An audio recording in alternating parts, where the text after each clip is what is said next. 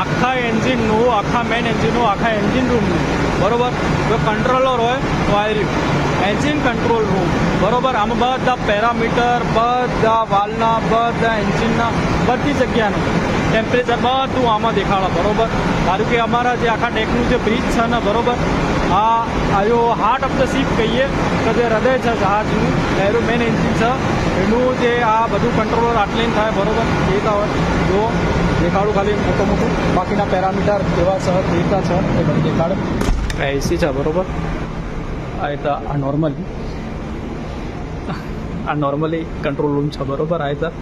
આ control room એ રહ્યું જે આ બધા પેરામીટર્સ આટલીથી બધા દેખાતા હોય તો શું બધા મોનિટરિંગ થતા હોય.